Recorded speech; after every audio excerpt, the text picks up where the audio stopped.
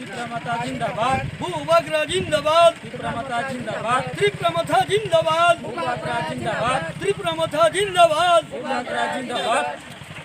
আচ্ছা, আপনি কেন ত্রিপুরা মথাকে বেছে নিয়েছেন? আমরা শিশুল স্ক্যান্ডের বিধানসভার লোক। আমি একজন বিজেপির সদস্য। বিজেপির জন্য আমরা সত্যের জন্য আমরা লড়াই করেছিলাম। 2018 সালে আমরা বিজেপি সরকারটা আনতে গিয়ে বামপন সরকারের সাথে আমরা সংঘর্ষ হয়েছিল। প্রতিরোধ করে গভর্নমেন্টে এনেছিলাম। আমার বিরুদ্ধে 4টি মামলা ছিল। এই 4টি মামলা আমি কাজ করে মেহনত করে এই মামলাগুলি আমি গিয়েছি। আশিস দাস বিধায়ক তিনি আমার একটুকু সহযোগিতা করেছেননি এই মামলার মধ্যে। তারপর সরকারটা আসার পরে বিজেপির প্রত্যেকটা নেতা মন্ত্রীরা আমাদের সাথে যোগাযোগ করে না।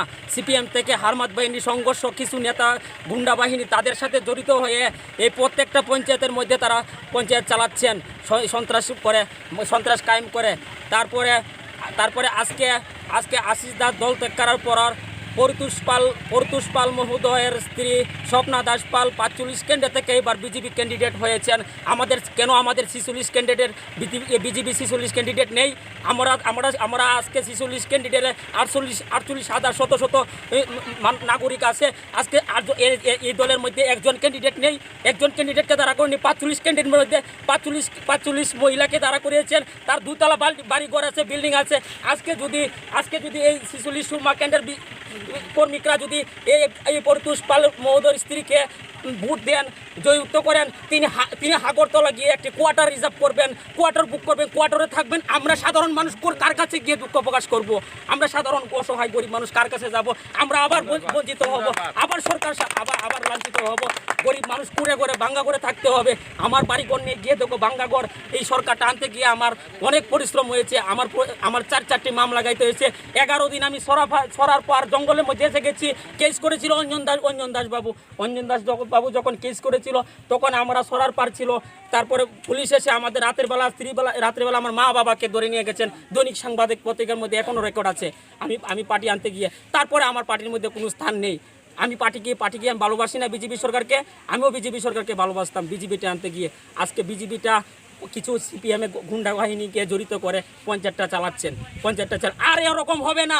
জনগণ প্রত্যেকটা বাড়ি মা বোনেদের সজাগ হতে হবে, ভোট যাতে একটু চুরি না করে। তার জন্য আমার যদি মরণ হয় তাহলে মরতে রাজি আছি। দেশের জন্য মরবো, মা বোন দেশের জন্য মরবো, আমার ভাই বোনদের জন্য মরবো, আমার পিতা মহোদয়ের জন্য মরবো আমি।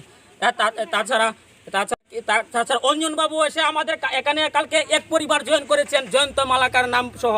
হ্যাঁ, এক পরিবার জয়েন করেছেন। তারা ফেসবুক হোয়াটসঅ্যাপে লেগেছেন 10 পরিবার জয়েন করেছেন, 32 জন ভুটান। ওদের মতো বাটপার তো আর কি বলবো।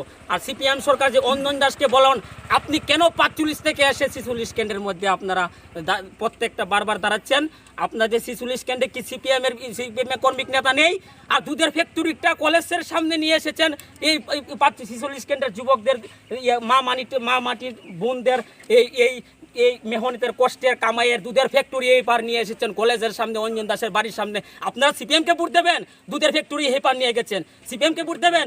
আপনারা চেক করে দেখেন, যদি দুধের ফ্যাক্টরিটা এই পার অঞ্জন দাসের বাড়ির সামনে না পান, তাহলে আমি আপনাদের সামনে যা বলবেন তাই করতে পারবো।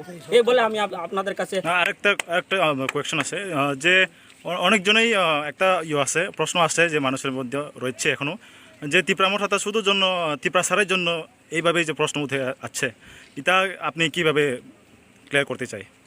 মথা যে শুধু ত্রিপুরা সাদের জন্য, মানে শুধু দেববর্মা ওই ট্রাইবেলের জন্য এইভাবে অনেক কি বাঙালি বলে ত্রিপুরা মাতা নাকি জঙ্গলে আসলে কেটে ফেলবে, মেরে ফেলবে।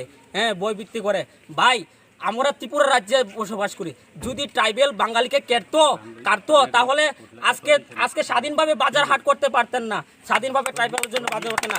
আজকে 25 বছর ধরে ট্রাইবেল নিয়ে বাঙালি সিপিএম 25 বছর সংগ্রাম করে সিপিএম রাজত্ব করেছেন। এটা কি সিপিএম একা পেরেছে? এটা ও ট্রাইবেলদেরকে নিয়েই করেছে। হ্যাঁ, আপনারা বাঙালি যত ভাই আছেন, আমার মতো যুবক বৃদ্ধ পিতা মাতা আছেন, আপনারা একটু সজাগ হবেন। ট্রাইবেল কোনোদিন অপরাধ করে না। ট্রাইবেল গরিব এলাকায়, জঙ্গলের মধ্যে, পাহাড়ের মধ্যে তারা দুঃখের সহিত কাটাচ্ছেন। একবার নেটে মোবাইল খুললে দেখতে পারবেন তারা কি দুর্দশার মধ্যে থাকে। ট্রাইবেল কোনোদিন মানুষকে বেমানি করে না, ট্রাইবেল মারতে পারে না। ঠিক আছে।